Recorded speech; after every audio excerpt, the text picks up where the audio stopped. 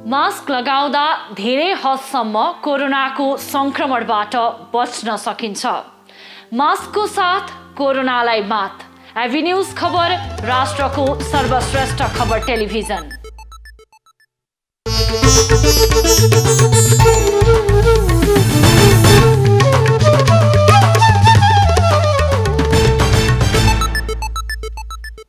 Corona संक्रमितको उचित उपचार हरेक नेपालीलाई खोपको आधार। नमस्कार, यो एभी न्यूज खबरको संकेत हो। तपाईं अहिले एभी न्यूज @7 मा हुनुहुन्छ। म विष्णु बसौला। प्रारम्भमा मूल खबर। एकै दिन 8243 जना कोरोना मुक्त, 5042 संक्रमित थपिए, 68 जनाको मृत्यु।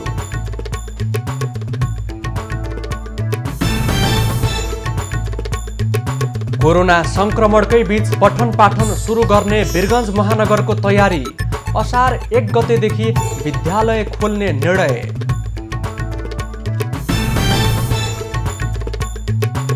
उपप्रधानमन्त्री बने लगतै राजेन्द्र महतो विवादमा। बहुल राष्ट्रको अभिव्यक्तिले मुलुक टुक्र्याउने भन्दै नेताहरूको आपत्ति। अदालतको फैसला अघि नयाँ पार्टी नबनाउने एमाले खनाल नेपाल पक्षको निष्कर्ष। पार्टी एकताको लागि ओलीलाई शर्तै शर्त। गोरखामा सर्जिकल मास्कको कालोबजारी। 3 रुपियाँको मास्क 10 रुपियाँमा खुलेआम बिक्री। औषधिको मूल्यमा पनि मनोमानी। विकास निर्माण तथा मर्मतमा हुने लापरवाही रोकिएन। पर्वतको पिपलटारी सडक खण्डको कालोपत्रे 1 महिनामै कमिसन खाएका हुन् कि कसो थाहै भएन। र चीनप्रति नरम नबन्ने बाइडेनको संकेत। चिनिया प्रविधि तथा रक्षा कम्पनीलाई सैन्य सम्बन्ध र लगानी विस्तार गर्नमा रोक। अब खबरको सिलसिला प्रारम्भ गरौं कोरोना संक्रमण सम्बन्धी प्रसङ्गबाट। नेपालमा पछिल्लो 24 घण्टामा 5042 जनामा कोरोना संक्रमण थपिँदा 8000 बढी निको भएका छन्। पछिल्लो 24 घण्टामा 8243 जना कोरोना मुक्त भएको स्वास्थ्य तथा जनसङ्ख्या मन्त्रालयले जनाएको छ। मन्त्रालयका अनुसार बितेको 24 घण्टामा PCR विधिबाट 11471, एन्टिजिन विधिबाट 5343 जनाको परीक्षण गरिएको छ, जसमा एन्टिजिन परीक्षणमा 1502 र PCR परीक्षणमा 3540 गरी 5042 जनामा संक्रमण देखिएको छ। यो सँगै निको हुनेको कुल संख्या 4,84,373 पुगेको छ। पछिल्लो 24 घण्टामा 8243 कोरोना मुक्त भएका छन्। यस्तै पछिल्लो 24 घण्टामा 68 जनाले ज्यान गुमाएका छन्। हालसम्म कोरोनाबाट मृत्यु हुनेको कुल संख्या 7779 पुगेको छ। देशभर सक्रिय संक्रमितको संख्या 92,928 रहेको छ। हालसम्म कुल 5,85,100 जनामा कोरोना संक्रमण पुष्टि भएको छ। कोरोना संक्रमण घट्दै गएपछि वीरगञ्ज महानगरपालिकाले असार 1 गतेदेखि क्रमिक रूपमा विद्यालय खोल्ने निर्णय गरेको छ। महानगरपालिकाले असार 1 गतेदेखि विद्यार्थीको उपस्थितिमै कक्षा 8 देखि 12 कक्षासम्म सञ्चालन गर्न लागेको छ। महानगरको शैक्षिक प्रशासन महाशाखाले सबै सामुदायिक तथा संस्थागत विद्यालयमा पत्राचार गर्दै असार 1 गतेदेखि विद्यालय सञ्चालन गर्न आह्वान गरेको छ। विद्यालयमा भौतिक उपस्थिति गराई पठन पाठन गर्न, विद्यार्थीको अभिभावकबाट लिखित सहमति लिने र स्वास्थ्य सुरक्षाका मापदण्डहरू मास्क, साबुन पानीले हात धुने व्यवस्था, सेनिटाइजर, भौतिक दूरी, ज्वरो नाप्ने कार्य अनिवार्य पालना गर्नको लागि आग्रह गरिएको छ। असार 1 गतेदेखि 7 गतेसम्म भर्ना लगायतका व्यवस्थापकीय कार्य गर्ने, असार 8 गतेदेखि 15 गतेसम्म भर्ना सप्ताह अन्तर्गत घर दैलो कार्यक्रम सञ्चालन गर्ने, असार 15 गतेपछि नियमित तरिकाले पठन पाठन सुरु गर्ने पत्रमा उल्लेख छ। वीरगञ्ज महानगरमा निजी र संस्थागत गरी करिब 200 वटा विद्यालय छन्। यही सन्दर्भमा जानकारीको लागि हामीसँग सम्पर्कमा हुनुहुन्छ वीरगञ्ज महानगरपालिकाका मेयर विजय सरावगी।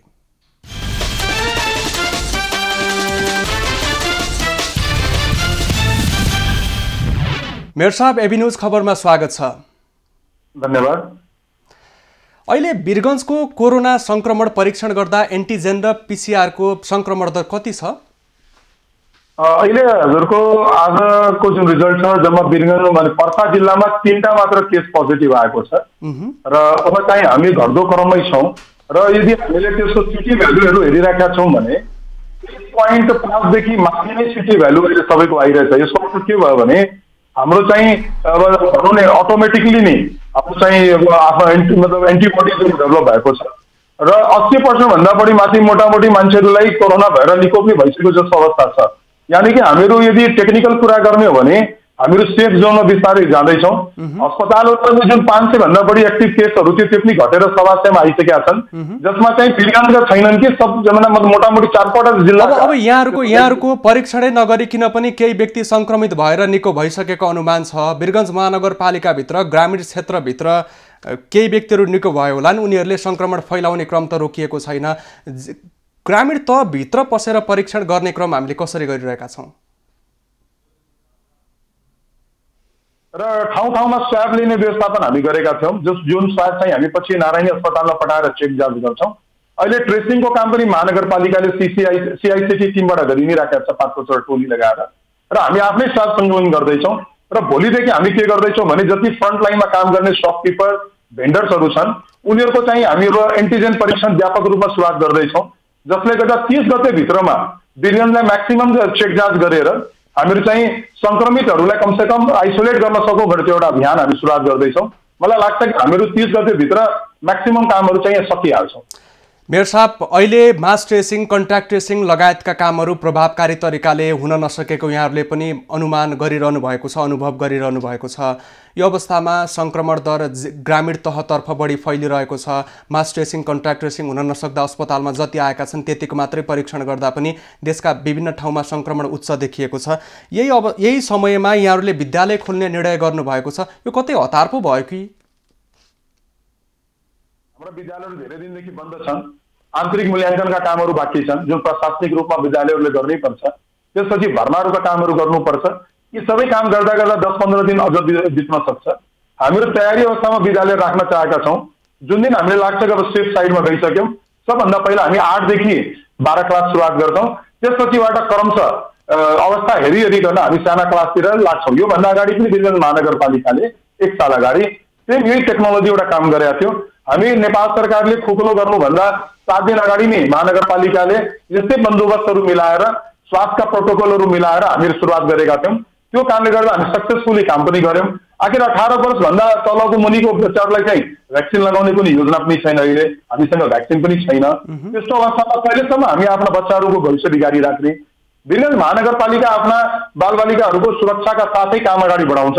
यसमा हामी ढुक्क छौँ, किनभने हाम्रो निर्णय पनि त्यस्तै छ कि 30 गतेसम्मको अवस्था हेर्ने, सुरुवात गर्नुभन्दा अगाडि 30 गतेसम्म ढुक्क हुने अवस्था हुन्छ भने मात्र हामी अन गर्छौँ स्कुलहरूलाई, न त प्रशासनिक कामहरू अगाडि बढ्छ। मेयर साहब, यहाँनिर त विद्यालय खोल्ने गरी कार्यतालिकै सार्वजनिक गरेर पत्रै पठाइसक्नु भएको अवस्था छ। अब 30 गते आउनको लागि त हप्ता 10 दिन मात्र बाँकी छ। त्यो अवस्थामा कति तयारी सकिएला? सँगसँगै केन्द्र सरकारले विद्यालय अति संवेदनशील क्षेत्र हो भनेर पुरै बन्द नै गर्नको लागि निर्देशनै जारी गरेको अवस्थामा यहाँहरू किन खोल्न यति धेरै आतुर हुनुहुन्छ? जुन ठाउँहरू ग्रिन जोनमा परिणत हुँदैछन् त्यहाँनिर स्कुल खोल्दा कुनै समस्या हुँदैन, किनभने 77 वटा जिल्लामा सबै ठाउँमा चाहिँ स्कुलहरू बन्द गरिराखेको अवस्था छैन। हामीले के हेर्नुपर्छ भने निड बेसमा हामीले हेर्नुपर्छ, बच्चाहरूको सुरक्षा कतिको छ छैन त्यो हेर्नुपर्छ। यी सबै कुराले हेरेर स्थानीय सरकारले पनि आफ्ना बालबालिकाहरूको कुनै रिस्क लिँदैन। यसमा तपाईँहरू ढुक्क हुनुहोस्, म एकदम आश्वस्त गर्न चाहन्छु र सबैसँग सहकार्य गरेरै मात्रै स्कुलहरूलाई हामी चालु गर्छौँ, न त फेरि हामी पोस्टपोन भएको भनेर सूचना जारी गर्छौँ। तर प्रशासनिक रूपमा अब स्कुलहरू बन्द हुँदैन, किन स्कुलहरूभित्र गर्नुपर्ने थुप्रै तयारीका कामहरू छन् जुन हामीले सुरु गर्नुपर्ने बाध्यकारी अवस्था पनि छ। अहिले जति पनि अनुमानहरू भइरहेका छन् तेस्रो लहर विश्वका प्रसिद्ध संस्थाहरूले गरेको अध्ययनबाट बालबालिका प्रति बढी आक्रामक हुने बताइएको छ। 8 देखि 12 कक्षासम्मका बालबालिका नै रहन्छन्। 16 देखि 18 वर्ष कटिसकेका उनीहरू छैनन्। उनीहरूलाई तेस्रो लहर संक्रामक छ भनेर अनुमान भइरहेको समयमा हामीसँग तेस्रो लहरको सम्भाव्यता कस्तो छ, संक्रमणको अवस्था कस्तो रहन सक्छ भन्ने नै पूर्वानुमान भइसकेको छैन। हामी तिनै विद्यार्थीलाई फेरि सामाजिक दूरी, भौतिक दूरी जे भनौँ, स्वास्थ्य सावधानी अपनाउनका लागि विद्यालयमा पुरै रूपमा सम्भव नहुने अवस्थामा पनि किन विद्यालय खोल्न तयारी छ हाम्रो? अब यस्तो तरिकाले हामी बस्न चाह्यौँ भने यो भाइरस अहिले तुरन्त समाप्त हुनेवाला छैन, सबैलाई थाहा छ। हामीसँग अहिले तेस्रो लहर, चौथो लहरहरूको तयारीको लागि पनि नेपाल सरकारले अहिले हरेक अस्पतालहरूमा 20% बच्चाहरूको वार्ड नै बनाएर राख्नको लागि निर्देशन जारी गरेको छ। पुरै तयारीहरू नेपाल सरकारले पनि गर्दैछ। त्यो अनुसारले हामी पनि तयार हुन्छौँ। किन थर्ड र चौथो, पाँचौँ कतिवटा लहर आउँछ थाहा छैन। जबसम्म देशका हरेक नागरिकको भ्याक्सिनेटेड हुँदैनन्, हाम्रा बालबालिकाहरूलाई पनि भ्याक्सिनहरू जबसम्म आएर लगाइँदैन तबसम्म त कहिले पनि असुरक्षाको अवस्था नै रहन्छ। यसको तात्पर्य यो होइन कि हामी जिन्दगीभर चाहिँ अब यसै बसिराख्ने हो। कहीँ न कहीँ हामीलाई सुरक्षाका साथ काम गर्नै पर्छ। भोलिका दिनमा चाहिँ बजार खुल्छ नि, 1 गतेदेखि मलाई लाग्छ नेपाल नै कुरा खोल्ने अवस्था आउँछ, नत्र यतिका लेबिलिटीहरू, यतिका कामहरू जुन अगाडि बढाउनु पर्ने अवस्था छ त्यो कसरी अगाडि बढ्छ?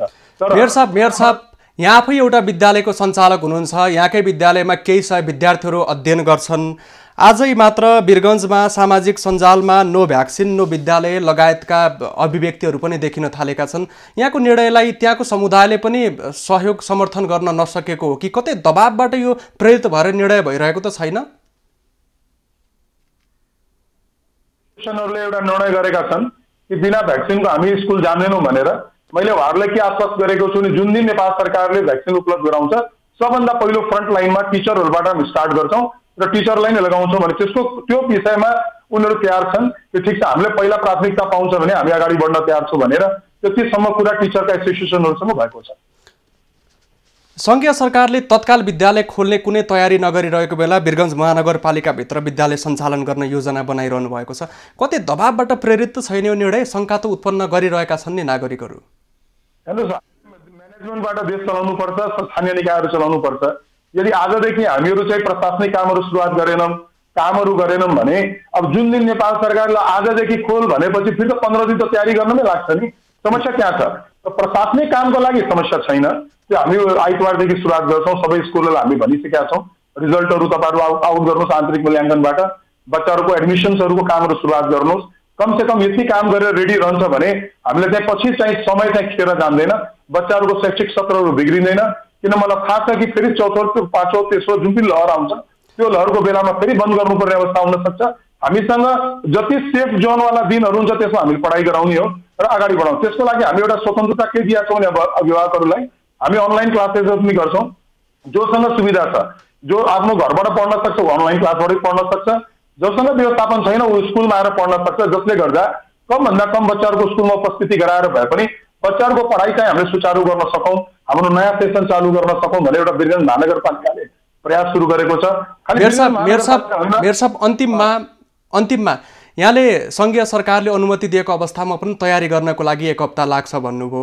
हामीले पनि स्वास्थ्य मन्त्रालयसहित शिक्षा मन्त्रालयसँग विद्यालय आम चासोको विषय भएकाले पटक पटक बुझिरहेका छौँ। तपाईँहरूलाई गोप्य सूत्रबाट कतै अब 10-15 दिनभित्र विद्यालय खोल्ने गरी निर्णय आउन सक्ने सम्भावनाको विषयमा पत्राचार छ र छैन?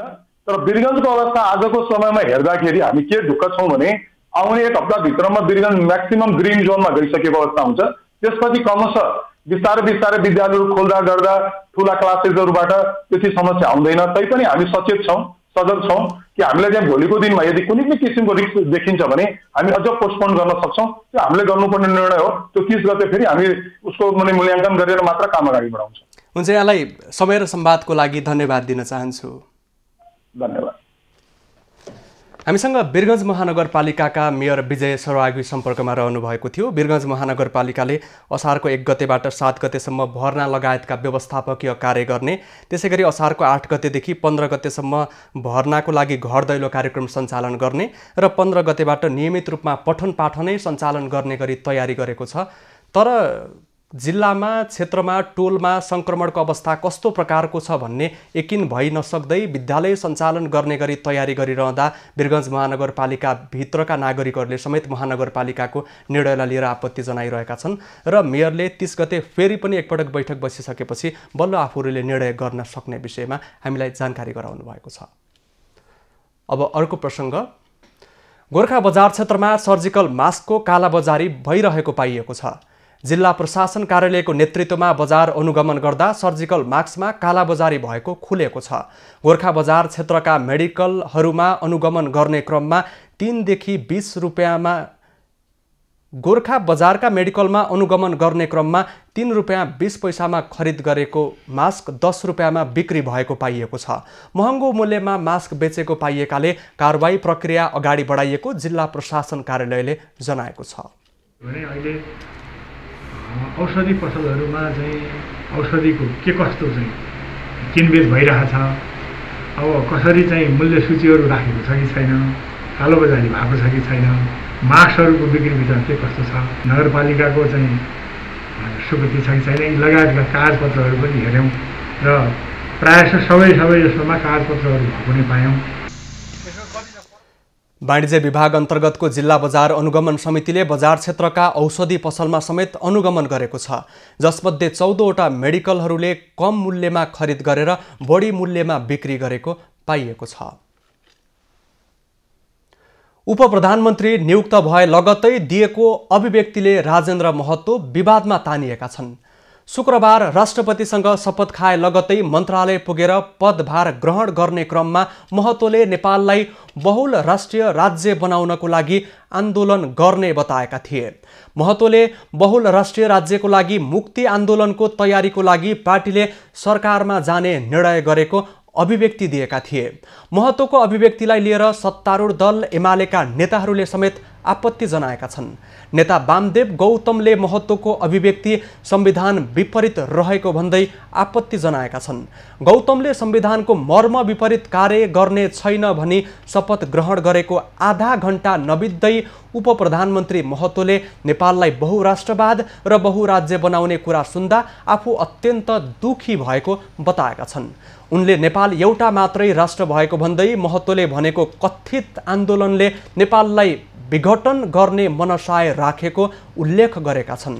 नेपाललाई विघटन गर्ने आन्दोलन कुनै पनि देशभक्त नेपालीको लागि स्वीकार्य नहुने भन्दै गौतमले महतोले सञ्चालन गरेको मुक्ति आन्दोलनको सम्बन्धमा प्रधानमन्त्री केपी ओलीको अनभिज्ञता जन आश्चर्यजनक भएको सामाजिक सञ्जालमा उल्लेख गरेका छन्। अर्का नेता योगेश भट्टराईले पनि फेसबुक स्ट्याटस मार्फत महतोको अभिव्यक्तिको आलोचना गरेका छन्।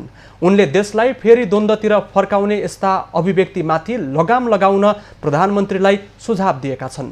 एमाले वरिष्ठ नेता माधव नेपालले पनि आफू निकट जिल्ला पदाधिकारीसँगको भर्चुअल बैठकमा राजेन्द्र महतोको अभिव्यक्ति जातीय द्वन्द्व चर्काएर नेपाललाई जात जातिको देशको रूपमा टुक्रा टुक्रा पार्ने योजना रहेको भनेर आलोचना गरेका छन्।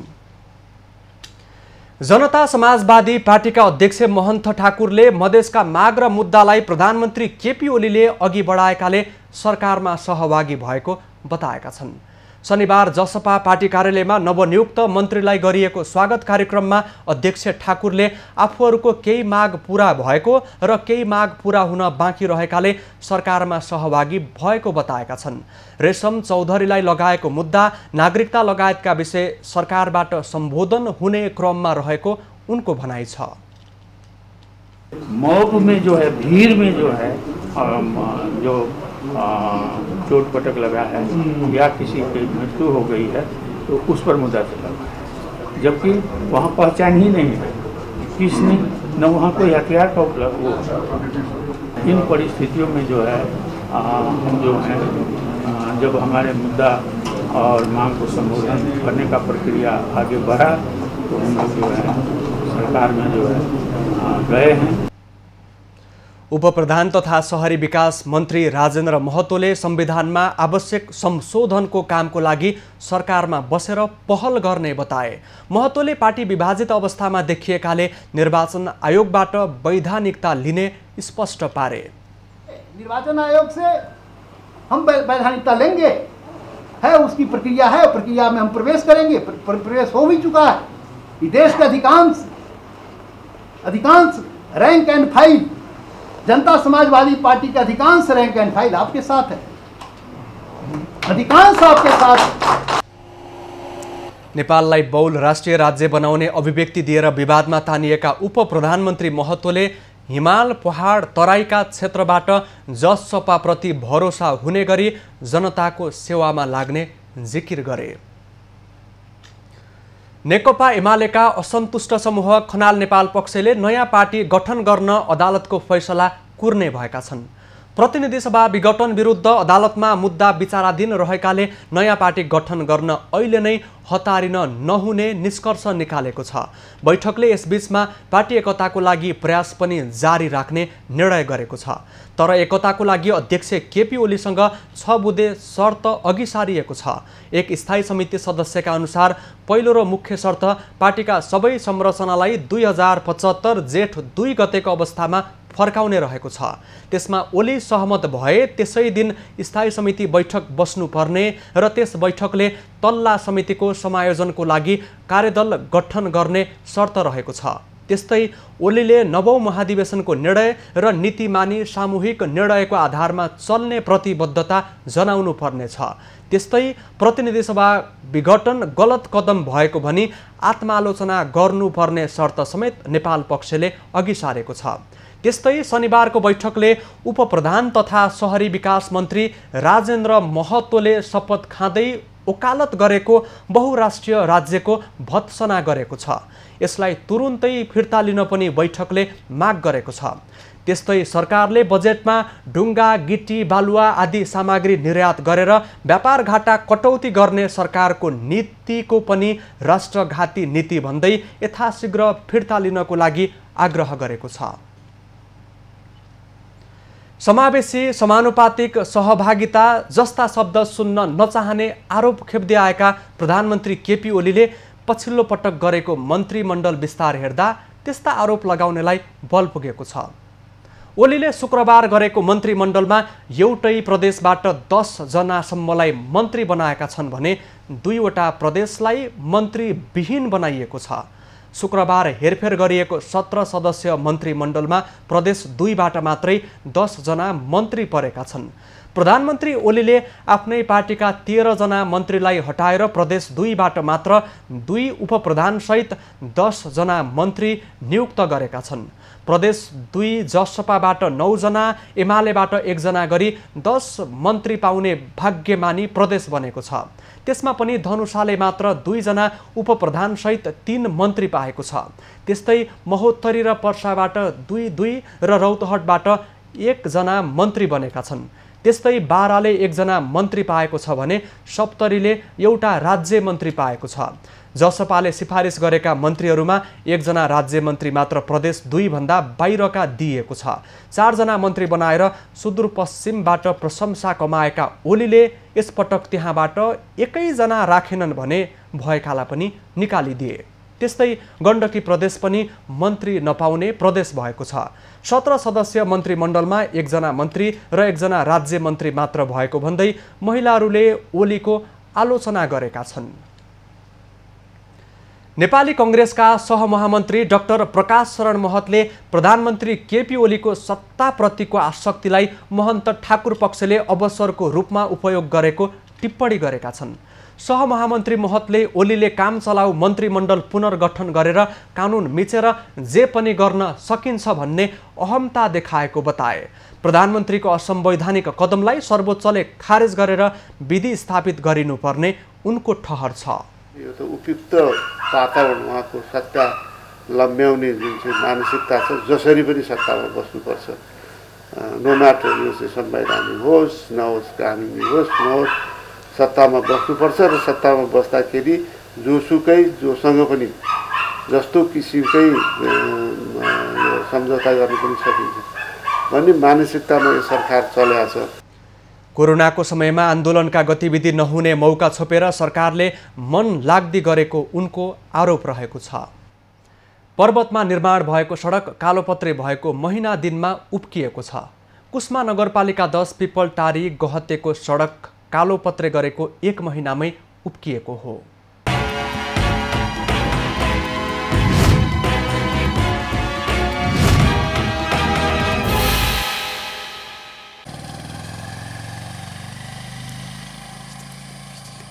साइकल चोक गहते ठुली पोखरी आर्थर जोड्ने सडक अन्तर्गतको पिपलटारीको सडक निर्माणकै चरणमा भत्किएको हो। कालोपत्रे भएको महिना दिनमा नै सडक ठाउँ ठाउँमा उक्किने र भासिन थालेपछि स्थानीयहरू आक्रोशित भएका छन्। सडकका धेरै स्थानमा चर्किएको र कालोपत्रे उक्किएका कारण आसपासमा पहिरोको समेत जोखिम बढेको छ। ठेकेदारको कमजोरी हो कि कमिसन खाएका हुन् कि कसो थाहै भएन। ठेक्का लिँदाखेरि पनि कमिसन हुन्छ भन्छन्, कति लाख छोडेर लिएको भन्छन्। अब त्यो पनि अब ठेकेदार सबै मिलेर हो। यहाँ इन्जिनियर पास नभइदिएको हो नि उनको पास हुने होला फेरि यो बाटो। तपाईँहरूले हेर्नुपर्छ, यो तपाईँहरूले छोड्नुहुन्न। जस्तै यही जाली लगाउन पनि तपाईँहरूले यहाँबाट यो जाली नलगाइकन यो बाटो राम्रो बनाउने 10 मिटर कम भए हुन्छ भनेर भन्नुपर्छ भनेर भनेकै हो। खै अब वडा अध्यक्षले अब कहिलेकाहीँ आए पनि वास्तवमा हेर्ने भनेको हेर्ने मात्रै जस्तो बाटो हेर्दै जाने। अब कहाँ के बिग्रेको छ भनेर नहेरेपछि हेर्ने मात्रै कुरो भयो। हेर्न त यहाँ बटुवाहरूले कतिले हेरे। कालीगङ्गा निर्माण सेवाका ठेकेदारले निर्माण गरिरहेको सडक अहिले चर्किएर पहिरोको जोखिम बढेको हो। अहिले सडक आसपासमा आधा दर्जन घर गोठ पहिरोको जोखिममा परेका छन्। एउटा चाहिँ पिचको कार्यक्रम छ, यसले 800-900 मिटर गति गर्ने र अर्को यो पूर्वाधारको काम छ। 2 घण्टामा काम भइरह हो। त्यो चाहिँ अब ठ्याक्कै मलाई बजेटको अङ्क चाहिँ ख्याल भएन अहिले। र अहिले फेरि अब यही आर्थिक वर्षमा काम हुने गरी योभन्दा माथिलाई पनि 1 करोड रुपियाँ विनियोजन भएको छ। बजेट त यही नै हो। सडकमा नियामक निकायको अनुगमन छैन। कालोपत्रेका काम भइरहेको पर्वतका अधिकांश सडकहरू पिच गरेको महिना दिनमै उब्कने, भासिने, भत्कने गरेका छन्। जनप्रतिनिधिहरूले देखाउनका लागि मात्रै गरेको विकासले थप जोखिम निम्त्याएको भन्दै सर्वसाधारणले गुनासो गरेका छन्। जनप्रतिनिधि तथा उनीहरूका आफन्त ठेकेदार बन्दा पर्वतमा विकासका पूर्वाधार गुणस्तरहीन बनेका छन्। महेन्द्र जीसी, पर्वत।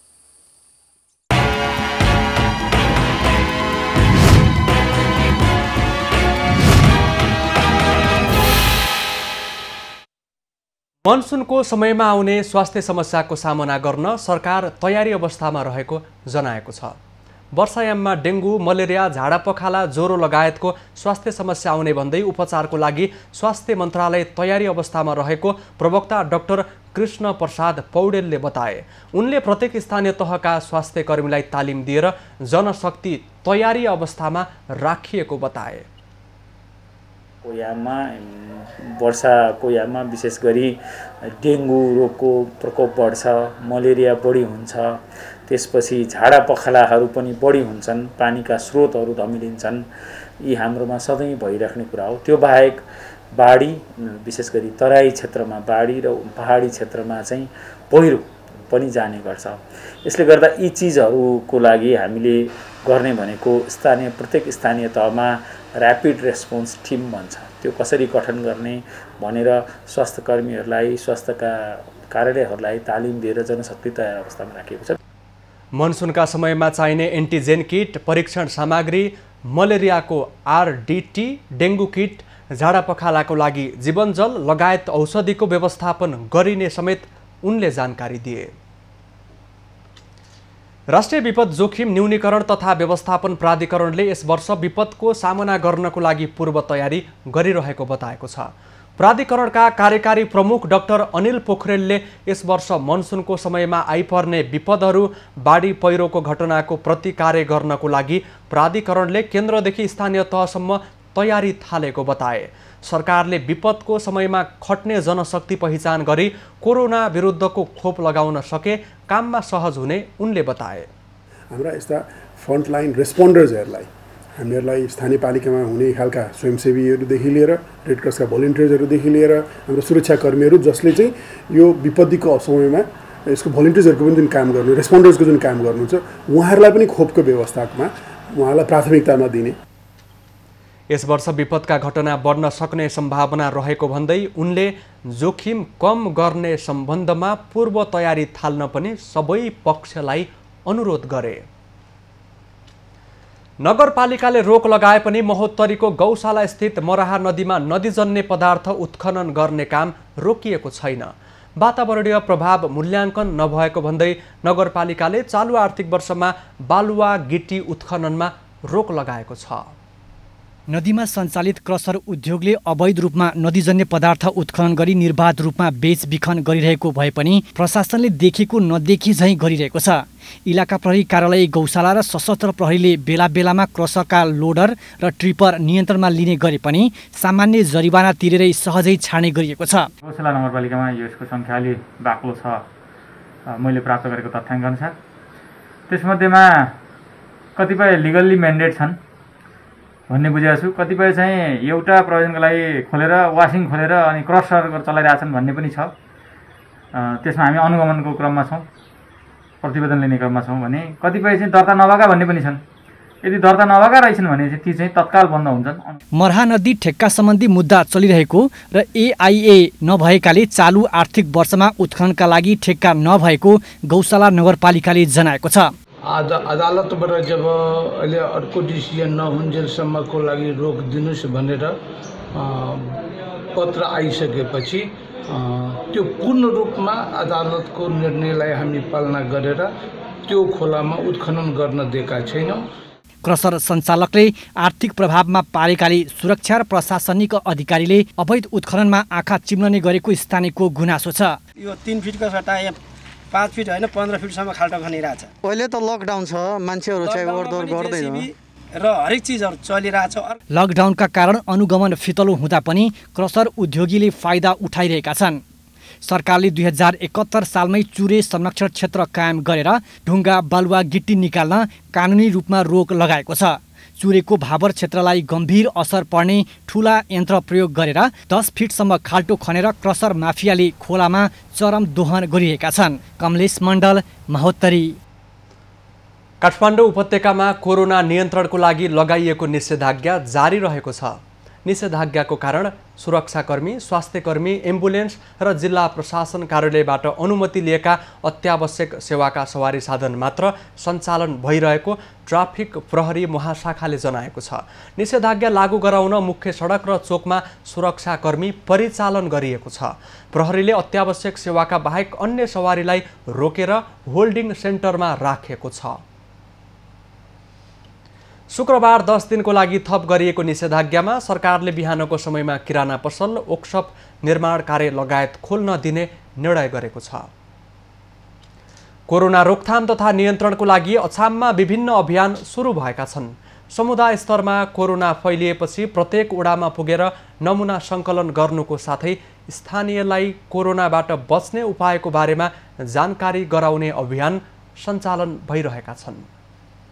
साफेबगर नगरपालिकाले नगरका ग्रामीण बस्तीहरूका नागरिकहरूको स्वास्थ्य अवस्था बुझ्न र कोरोनाको लक्षण देखिएका बिरामीहरूको स्वाब लिने काममा तीव्रता दिँदै आइरहेको हो।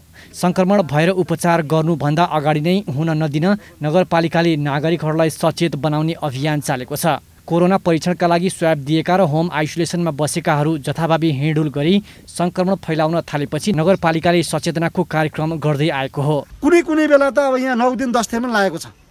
अब तपाईँले स्वाब दिनुभयो, 10 दिनमा तपाईँ गाउँघर मुलुक मैदान घुम्नुभयो। तपाईँले मुलुक मैदान घुमेपछि सार्न जति कुरालाई तपाईँले सार्नुभयो। 10 दिनपछि रिपोर्ट आयो, अब हामीले भन्यौँ तपाईँलाई पोजिटिभ छ अनि तपाईँले अलग्गै त पहिलादेखि बस्नुभयो होला भन्यो। नाइ हजुर म पहिलादेखि बसेको छैन, अब बस्नु म्या। तपाईँले 4 दिन त अलग्गै बस्नुभयो। 4 दिन अलग्गै बसिसकेपछि 10 दिनमा त सारिसक्नुभयो। लक्षण देखिएका बिरामीहरूलाई कोरोना परीक्षणका लागि नगरपालिका र बलायापाटा अस्पतालको सहकार्यमा हरेक हप्ताको सोमबार र बिहीबार स्वाब सङ्कलन हुँदै आएको छ। यो तपाईँहरूलाई सचेतना हामीले किन गर्न खोजेको भने जस्तै आज हामीले स्वाब दियौँ, यसको खास नियम के हो भने आज स्वाब दिइसकेपछि हाम्रो रिपोर्ट नआउन्जेलसम्म हामीले एकदमै छुट्टै आइसोलेट भएर बस्ने अथवा छुट्टै बस्ने, सबैसँग घुलमिल नगर्ने, स्वास्थ्य सुरक्षा सामग्रीहरू अपनाउने, मास्क लगाउने, साबुन पानीले हात धुने, सेनिटाइजरको प्रयोग गर्ने। निषेधाज्ञामा प्रहरीले अनावश्यक दुःख दिने गरेको गुनासो स्थानीयले गरेका छन्। तर निषेधाज्ञाको बेला जथाभावी घुम्ने, सवारी साधनमा नियम विपरीत यात्रुहरू राख्ने र मास्क प्रयोग नगर्नेलाई भने कारबाही गर्ने गरेको प्रहरीको भनाइ छ। मास्क लगाएर सामाजिक दूरीको काम गरेर हिँड्ने काम गर्नु होला। स्वास्थ्य र सुरक्षाले भनेका उनलाई पनि पालना गर्ने काम चाहिँ हजुरहरूले गरिदिनु होला। यही चाहिँ मेरो चाहिँ उ छ, हजुरहरूप्रति सबैप्रति चाहिँ आग्रह छ। र पुलिसले यो गलत गर्यो भन्ने धारणा चाहिँ जुन छ जागिरहेको छ, त्यसलाई चाहिँ उसमा नलिनु होला। त्यो पुलिसले कहिले पनि गलत गर्दैन। अछाममा कोरोनाको दोस्रो लहरमा साफेबगर नगरपालिकाले 272 जनाको स्वैब सङ्कलन गरेको छ, जसमा 327 जना सङ्क्रमित रहेका छन्। तीमध्ये 4 जनाको मृत्यु समेत भइसकेको छ। जिल्लाभर सङ्क्रमित 2291 पुगेका छन् भने 18 जनाको मृत्यु भइसकेको छ। जिल्लामा कोरोना रोकथाम तथा नियन्त्रणका लागि वैशाख 19 गतेदेखि निषेध आज्ञालाई यही जेठ 21 गतेसम्म लम्ब्याइएको छ। डण्डीराज भट्ट, अछाम। काठमाडौँबाट प्रकाशन हुने राजधानी राष्ट्रिय दैनिक पत्रिका 21औं वर्षमा प्रवेश गरेको छ। 2058 साल जेठ 22 गतेबाट प्रकाशन सुरु गरेको राजधानी दैनिक पत्रिकाले निरन्तर लोकतन्त्र विधिको शासनको पक्षमा कलम चलाउँदै आएको छ। नेपाली सञ्चार जगतमा मूलधारको रूपमा स्थापित भएको यो पत्रिकाले मुलुकको समसामयिक राजनीति, आर्थिक, सामाजिक, सांस्कृतिक लगायतका विभिन्न क्षेत्रमा समाचार, विचार आदि पस्कँदै आएको छ। वार्षिकोत्सवको अवसरमा मिडिया एलायन्स नेपालका अध्यक्ष एवं एभिन्यूज खबरका अध्यक्ष भास्कर राज राजकर्णिकारले राजधानी राष्ट्रिय दैनिकको उत्तरोत्तर प्रगतिको शुभकामना व्यक्त गरेका छन्। कोरोना महामारीको असरको सामना गरिरहेका पर्साका किसान थप समस्यामा परेका छन्। आकाशे पानीको भरमा खेती गर्ने यहाँका किसानले अहिले मल र बिउको समस्या भोग्नु परेको छ। पर्साका अधिकांश किसान बिउ र मलका लागि सीमावर्ती भारतीय सहर रक्सौल, सिक्टा, सीतामढीमाथि निर्भर रहने गरेका छन्। तर कोरोना महामारीलाई फैलिन नदिन सरकारले निषेधाज्ञा जारी गरेपछि किसानहरूलाई मल र बिउको समस्या परेको हो। खेती किसानी की अवस्था तो ये बाकी सबसे बड़का बात तो पानी हाथ के नहीं थे। आकाश से जो पानी पड़ल ऊपर भरोसा हुई, दूसरा पानी तो बाना। अभी तो सारू की सीजन वाली की पानी बिना तो गर्दे ना चली। किसानी की अवस्था बहुत गंभीर बा। अभी कथी बाकी देखता नहीं कि वो लॉकडाउन के मार किसान यहीं के वंचित बा। कोनो सामान समय पर आवे नहीं के सकत, नहीं सिंचाई की व्यवस्था बा, ना मल की व्यवस्था बा। कृषि ज्ञान केन्द्र पर्साका अनुसार जिल्लाको कुल 1353 वर्ग किलोमिटरमा 54732 हेक्टर खेतीयोग्य भूमि रहेको छ, जसमा 50046 हेक्टरमा खेती हुने गरेको छ। तर वर्षेनी सरकारले बजेटमा कृषि क्षेत्रलाई आधुनिकीकरण, यान्त्रिकरण र बजारीकरण गर्ने नारा दिए पनि यहाँका अधिकांश किसान आकाशे पानीकै भरमा खेती गरिरहेका छन्, जसका कारण लक्ष्यानुसार उत्पादन हुन सकिरहेको छैन। यता कृषि ज्ञान केन्द्रले भने सिँचाइका लागि कामहरू भइरहेको दाबी गरेको छ। कृषि ज्ञान केन्द्र यो आर्थिक वर्ष 77 चाहिने सब्सिडीका कार्यक्रमहरूले सम्पन्न केही गरिसकेका छन्, केही सम्पन्न हुने अवस्थामा छ। जस्तो चाहिँ हाम्रो ट्र्याक्टर एट्याचमेन्ट भनेपछि ट्र्याक्टरको पछाडि जति पनि औजारहरू चल्ने हुन्छ, जस्तै रोटाभेटर भयो, थ्रेसर भयो, रिपर भयो, पावर टिलर भयो, यिनीहरू चाहिँ अहिले सम्पन्न हुने अवस्थामा छन्। वीरगञ्ज महानगरको कुल क्षेत्रफलको अनुमानित 70 देखि 80% भूमिमा खेती हुने गर्छ। तर महानगरसँग यसको तथ्याङ्क भने छैन। पर्याप्त तथ्याङ्क नहुँदा हचुवाको भरमा काम गर्नु परेको कृषि शाखाले बताएको छ। डिजेल पम्पसेटले दिएका थियौँ, किनभने अब डिजेल पम्पसेट भन्ने चाहिँ कस्तो हुन्छ भने जुन ग्रामीण क्षेत्रहरू हुन्छ त्यहाँनिर इलेक्ट्रिसिटी बिजुलीको सुविधा पनि हुँदैन, त्यस्तो ठाउँहरूलाई चाहिँ हामीले टार्गेट गरेर डिजेल पम्पसेट पनि दिएको थियौँ लास्ट इयर चाहिँ। अब यसपालि चाहिँ हामीले सूचना निकाल्दा सबै किसिमको सूचना निकालेछौँ, जसलाई ठुलो आवश्यक पर्छ ठुलोको लागि पनि हामीले निवेदन माग गरेछौँ। अनि जसलाई पाइप चाहिन्छ, जस्तै अब ड्रिप इरिगेसनको पनि कन्सेप्ट छ। किसानहरू मारमा परिरहँदा पनि स्थानीय सरकारसँग उत्पादन बढाउने बारे खासै योजना छैन। मल र बिउको यस्तै अभाव रहने हो भने यसको प्रत्यक्ष असर उत्पादनमा पर्नेछ। वीरगञ्ज ब्युरोको रिपोर्ट। नेपाली सेनाको नेतृत्वमा भएको सफा हिमाल अभियान अन्तर्गत 27,671 किलो फोहोर तथा 4वटा शव सङ्कलन गरिएको छ। वैशाख 2 गतेदेखि जेठ 15 गतेसम्म सञ्चालन गरिएको सफा हिमाल अभियानका क्रममा विभिन्न हिमालबाट कुहिने र नकुहिने गरी 27,671 किलो फोहोर सङ्कलन गरिएको नेपाली सेनाले जनाएको छ। सबैभन्दा बढी फोहोर सगरमाथाबाट सङ्कलन भएको छ। सङ्कलित मध्ये अहिलेसम्म 12,995 किलो फोहोर पुनः प्रयोगको लागि हस्तान्तरण गरिएको छ। शनिबार सैनिक मुख्यालयमा भएको कार्यक्रममा हिमाल सफाइमा खटिएकालाई प्रशंसा पत्र प्रदान गरिएको छ। कार्यक्रममा सेनाका उपरथी गोकुल भण्डारीले सफा हिमाल अभियानको लागि सरकारी तथा गैर सरकारी विभिन्न संस्थाबाट सहयोग भएको जानकारी दिए। यस अभियान अन्तर्गत आमन्त्रण हिमाल सफाइमा संलग्न नेपाली सेनाका 3 जना र शेर्पा सहयोग 2 जना गरी जम्मा 5 जनाले उक्त हिमाल मिति 2078 1 30 गते सफलतापूर्वक आरोहण गरेको समेत अवगत गराउँदै सफल आरोहणमा संलग्न सकल दर्जालाई हार्दिक बधाई समेत दिन चाहन्छु। कार्यक्रममा राष्ट्रिय निकुञ्ज तथा वन्यजन्तु आरक्षण निर्देशनालयका निर्देशक सहायक रथी हिमांशु खड्काले हिमाल सफाई गर्नुभन्दा फोहोर नै हुन नदिनको लागि आवश्यक कदम चालिनुपर्ने बताए। हिमाल सफाईको लागि नेपाली सेनाका 43 तथा सेवा प्रदायक संस्थाले उपलब्ध गराएका 69 जनाको सहभागिता थियो। सफाईको क्रममा सेनाका 3 जनाले आम दबलब हिमालको सफलतापूर्वक आरोहण पनि गरेका थिए। कोरोनाको कारण प्राय सबै क्षेत्रमा निषेधाज्ञा जारी गरिएको छ, तर धादिङमा भने यति बेला विकास निर्माणका काम धमाधम भइरहेका छन्। जिल्लाको गजुरी गाउँपालिकाको विभिन्न वडाहरूमा आर्थिक वर्ष 2077-78 को लागि विनियोजित विकास योजनाको काम धमाधम भइरहेको छ। कोरोनाको नयाँ भेरिएन्ट सहितको महामारी फैलिए पनि विकास निर्माणको काम भने रोकिएको छैन। स्थानीय तहका जनप्रतिनिधि कोभिड महामारीको कामसँगै विकास निर्माणको कामलाई पनि सँगसँगै अगाडि बढाइरहेका छन्। कोभिडका बिरामीहरूको उपचारको लागि आइसोलेसन निर्माण गरी उपचारको प्रबन्ध मिलाइएको स्थानीय जनप्रतिनिधिहरू बताउँछन्। यो दोस्रो चरणको कोभिडको सन्दर्भमा गाउँपालिकामा आइसोलेसन खडा गरेर पोजिटिभ देखिएका बिरामीहरूलाई चाहिँ त्यहाँ राखेर उपचार गरेर आफ्नो घरमा पठाउने काम गरेका छौँ। कोरोना भाइरसबाट बच्ने सुरक्षाका मापदण्ड पालना गरी विकास निर्माणको कामलाई पनि अगाडि बढाइएको हो। बन्दाबन्दीको समयमा स्थानीय जनशक्तिको प्रयोग गरी विकास निर्माणको कार्य गर्नाले घरको गर्जो टार्न स्थानीयलाई सहज भएको उनीहरू बताउँछन्। 14 जना ग्रुप छ हैन, अब दूरी काम गरेर काम गरिरहेको छ गर्न चाहिँ। अब लकडाउनमा अब अन्त जान पाएन, अब अलिकति जुन तेर्खाना हुन्छ भनेर अनि यसो पृथ्वी राजमार्गको आदमघाटदेखि करिब 12 किलोमिटरको दूरीमा रहेको गजुरी 8 किरान चोकमा ग्रामीण मोटर बाटो निर्माण, नाली व्यवस्थापन, सिँचाइ कुलो निर्माण लगायतका कामहरू भइरहेका छन्। बन्दाबन्दीको समयमा पनि स्थानीय वडापालिकाले रोजगार दिएकोमा स्थानीयहरू खुसी भएका छन्। हामी घरबाट बाहिर काममा जानु हुँदैन भनेर एक गाउँतिरै काम गरिरहेछौँ। यो काम चाहिँ एउटा अध्यक्षज्यूले हामीलाई काममा गराउन लगाउनु भएको हो। अनि यो कोरोनाको बेलामा अन्ततिर काममा जान त्यति खासै हुँदैन भनेर यहाँ 1 मिटरको दूरी कायम गरेर काम गरिरहेछ। गजुरी 8 किरान चोकका प्रबाङ, चैनपुर, कटुन्जे, थुम्की डाँडा, दोबान खर्क, मजुवा लगायतका स्थानमा ग्राबिल सहितको मोटर बाटो निर्माणको काम अघि बढिरहेको छ। वर्षायाम सुरु हुनै लाग्दा साबिकको किरान चोक गाविस जाने आदमघाट पर्खाले थुम्की चौतारा सडक पक्की नाला सहित ग्राबिलको काम धमाधम भइरहेको छ।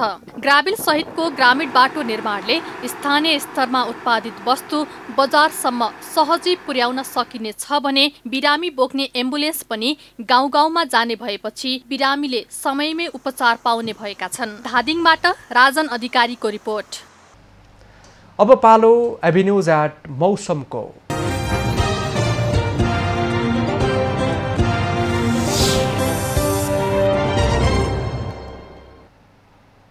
पछिल्लो 24 घण्टामा देशभरको मौसममा आंशिकदेखि सामान्य बदली रह्यो। आज राति देशभरको मौसममा सामान्य बदली रही पहाडी भूभागमा हल्कादेखि मध्यम वर्षाको सम्भावना रहेको जल तथा मौसम पूर्वानुमान महाशाखाले जनाएको छ। आज काठमाडौँ उपत्यकाको अधिकतम तापक्रम 29 डिग्री सेल्सियस र न्यूनतम तापक्रम 19 डिग्री सेल्सियस मापन गरियो। आज देशभरको मौसम कस्तो रह्यो त?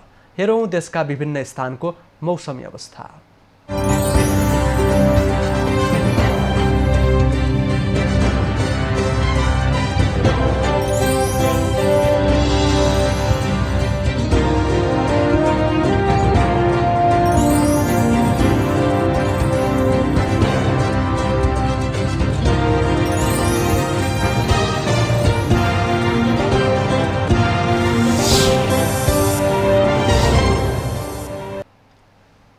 अहिलेलाई खबरको क्रम यति नै। एभिन्यूज खबरका यी सहित अन्य विस्तृत खबरका लागि www.avenews.tv लगअन गर्न सक्नुहुनेछ। युट्युब, फेसबुक र ट्विटरमा पनि हामीलाई फलो गर्न सकिनेछ। खबरभित्रको खबरका लागि हेर्दै रहनुहोला एभी न्युज खबर। नमस्कार।